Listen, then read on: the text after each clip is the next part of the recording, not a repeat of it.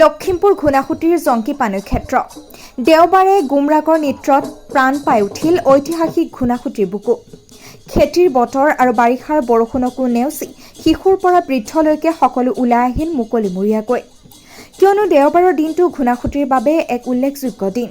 ঘুনাসুতিত আৰম্ভ কৰা হৈছে ঘুনাসুতিবাসীৰ সপোনৰ পানীৰ জংকি ক্ষেত্ৰ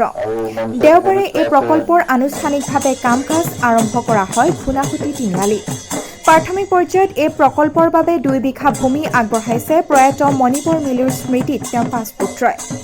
এই পানৈ জংকি ক্ষেত্ৰত থাকিব মিচিং জনগোষ্ঠীয় পৰম্পৰাগত ঘৰ আচবাব পত্ৰ পানী জংকিৰ প্ৰতিমূৰ্তি পুথিভঁৰাল শিশু উদ্যান সংগ্ৰহালয় আদি সম্পূৰ্ণ মিচিং জনগোষ্ঠীয় সংস্কৃতিক তুলি ধৰাৰ লক্ষ্যৰে আৰম্ভ কৰা হৈছে এই প্ৰকল্পৰ কাম ইয়াৰ জৰিয়তে নিশ্চিতভাৱে আন এক মৰ্যাদা লাভ কৰিব ঘুনাসুতিয়ে সেই উপলক্ষে দেওবাৰে আয়োজিত হয় এক আড়ম্বৰপূৰ্ণ অনুষ্ঠান মিচিং ডেকা গাভৰুৰ গুমৰাগ নৃত্যৰ ধ্বনিত প্ৰাণ পাই উঠে ঘুনাসুতি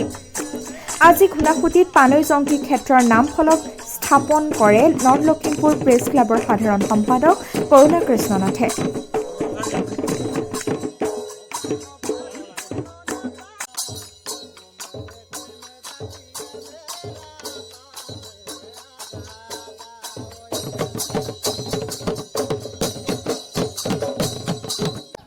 প্ৰসিদ্ধ মিউজিয়ামৰ পৰা যিটো এটা যাত্ৰা সেইটোৱে লখিমপুৰবাসী কষ্ট বঢ়াইছে ঘুনাসুতি লখিমপুৰৰ সম্পদ গতিকে ঘুনাসুতিত আমি এই মিৰিজিৰি পানৈ জংকি ক্ষেত্ৰ এখন সপোনৰ এটা প্ৰজেক্ট আমি ভাবিছোঁ ইয়াত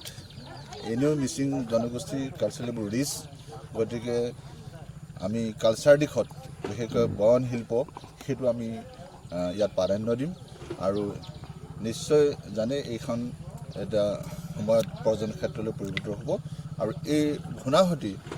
এটা প্ৰপাৰ এটা কানেকশ্যন জেগা হ'ব কাৰণ এইফালে